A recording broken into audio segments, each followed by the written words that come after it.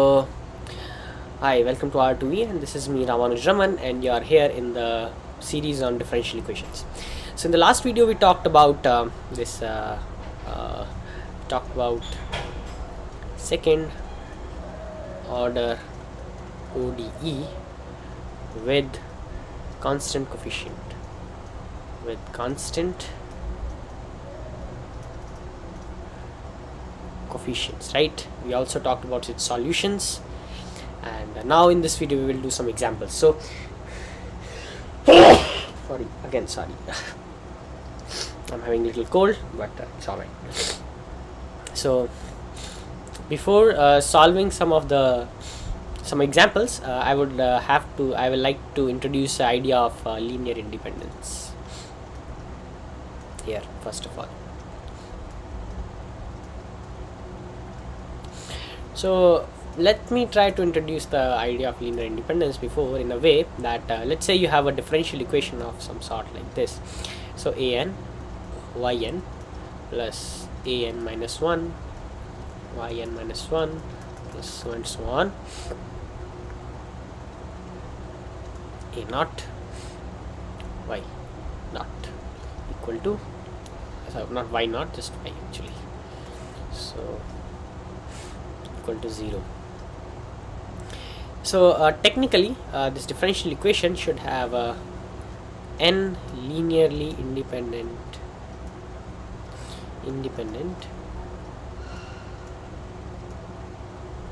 solutions. So what I mean by this term linear independence, so let's say I have a second order differential equation, something like some second order differential equation, let's say, and I have two solutions, y1 of x and y2 of x, that are satisfying the this differential equation. I should write the differential equation as some d, and I'm writing d as a function of y x, y dash of x, and y double dash of x. So yeah, so I have this function, or I should say differential equation, like this, and I have these two solutions that are satisfying this solution. So what it means that a general solution, that is y, that is given as c1 y1x plus c2 y2x, will also satisfy this differential equation. Now say I have a differential equation, not d dash, but let's say some differential equation given by f, that is a function of x, y dash, y double dash, y triple dash. So you have three derivatives right here. So you will have three solutions right here as given by y1 of x, y2 of x, and y3 of x. And these y1, y2, and y3, they should be linearly independent. So what it means by linearly independent is that if I take any sum of alpha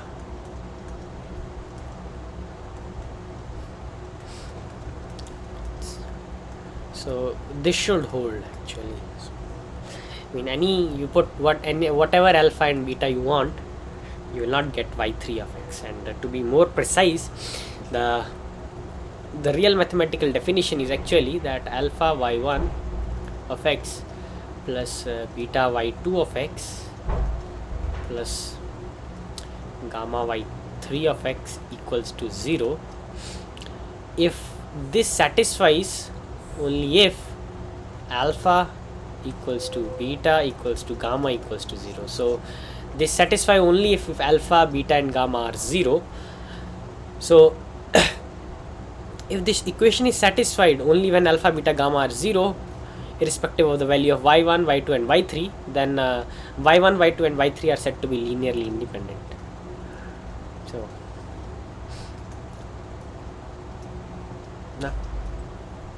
or you can say that no matter what linear combination you take of y1 of x plus beta y2 of x, you will not get y3 of x. It's not possible to get y3 of x. So if a differential equation is of nth degree, sorry, of nth order, I should say nth order, then it may have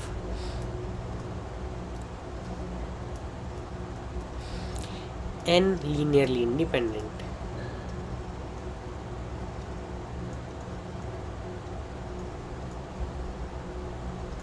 solutions. So it should have n linearly independent solutions. So alright, now earlier I made a claim right out there that my claim was, if a given differential equation of x, y dash of x, and so on, y n of x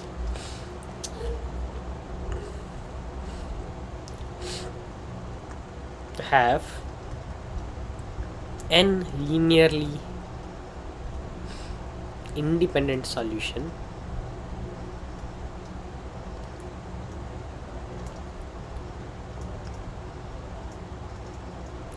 then their linear combination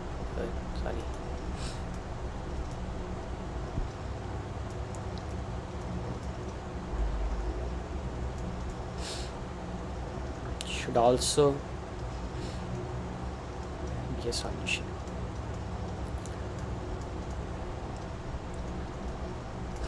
So I should prove this. Let's try to prove this one. This is a very easy proof, but still I'll do that.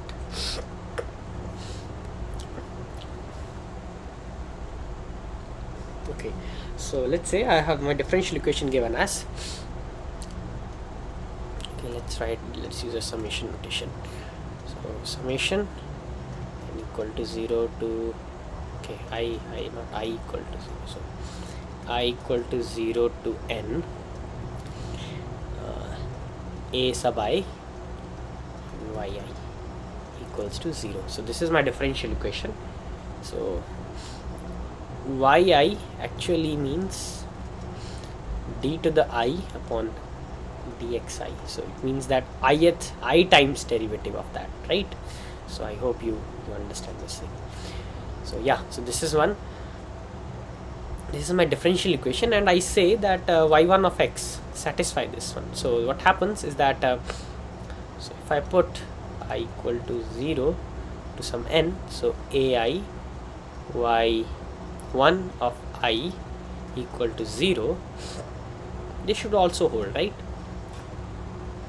And for y2 of x, I will have I equal to 0 to n, that is ai y2 of I of x, and this should also be 0, right? So my claim is that summation ai, sorry, y1 I, okay, not like this, or something like, yeah, summation ai y1 plus y2 I equal to 0 to n equal to 0. This should also hold. This should also hold.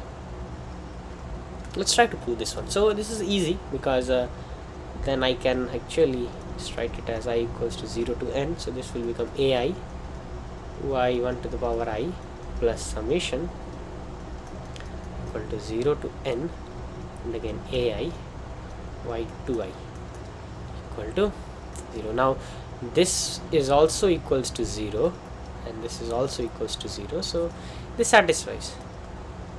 So this satisfies. Now I showed it for 2 solutions. Now you can extend the style of the proof to n solutions also.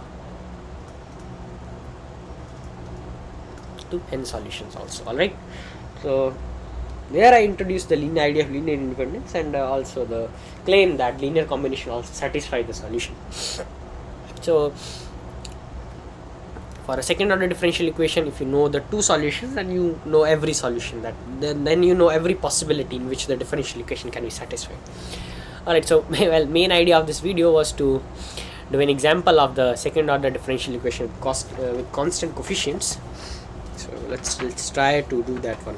Alright, so here it is one for you. So okay, example I should, yeah, so there it is, example 1.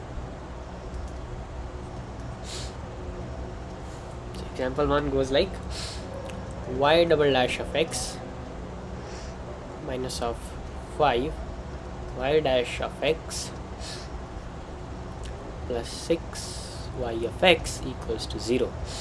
So alright, again my idea is e to the power mx, y equals to e to the power mx is a solution, so I should take the first derivative, that goes as m e to the power mx, and the second derivative goes as m square e to the power mx. Alright, so I should put it there, so that will be m squared minus of 5m plus 6 and e to the power mx equals to 0. So let's solve this one. So this goes as this should be m square minus of 2m, minus of 2m minus of 3m plus 6 equals to 0. So this implies that m minus 2 and m minus 3 should also equal to 0. So m equals to 2 comma 3, m should belong to this set.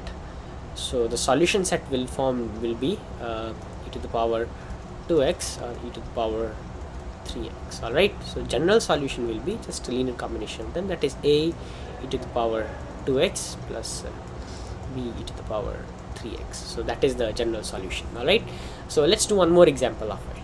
Right,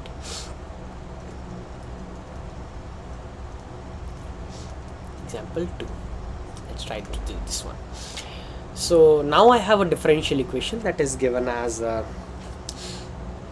y double dash minus of 4y dash plus 4 equal to 0. Alright, let's try to solve this one again. So my solution is y e to the power mx, y dash of x will be m e to the power mx, y double dash of x will be, again m is constant outside, and e to the power mx derivative is again e to the power mx, again a derivative of the coefficient that will give me 1m again, so that will be m squared e to the power mx. So now it goes as m squared minus of 4m plus 4, and that goes as e to the power mx equals to 0. So again let's solve this differential equation. So that goes as that will be m minus m minus 2 ka whole square equal to 0. So my m is actually 2, right? I mean m belongs to 2, sorry. So m is an element in this set, where s is the set. Let's say s is the set, right? And s is the set of possible values of m, and m is an element in s, so m belongs to s. M is an element in s, s is a set and m is an element of it, right? So the solution set will be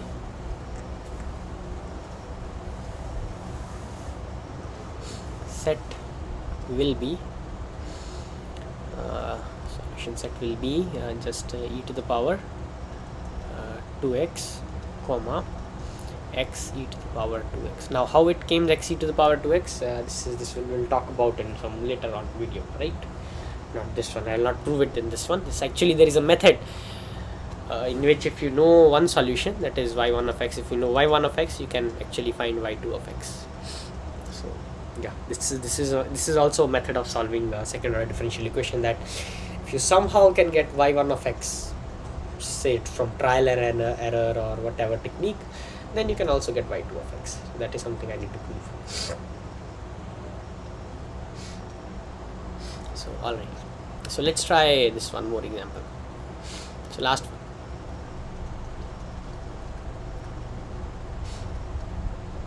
example 3. So example 3 is given as alright, so as you can see in the above two examples, this was the example when m1 is not equal to m2, and this is the example when m1 equals to m2. Now we will do an example where m1 and m2 are imaginary.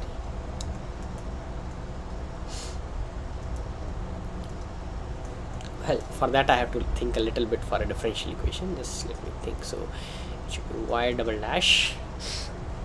So okay, minus of 2y dash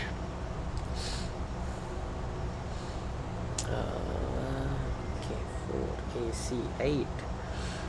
I want some nice numbers actually, so plus, so b squared, that is 4 5y. I hope that this works.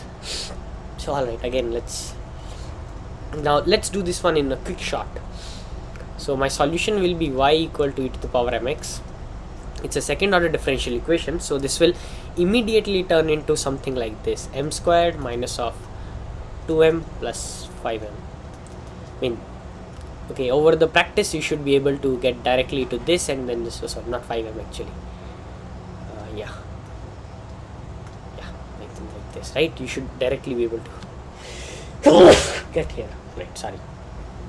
All right. So let's use the quadratic formula, that is minus of b minus of 2 plus minus of under root of minus of b square, it is 4 minus of sorry, I have a little cold. 4ac, so 4 into 5 upon 2a, that goes as minus of 2 plus minus of under root of minus of 16 upon 2.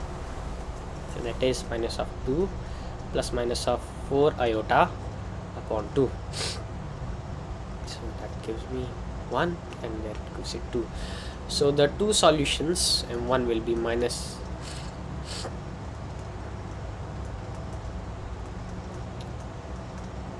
so these are the two solutions that I'll have.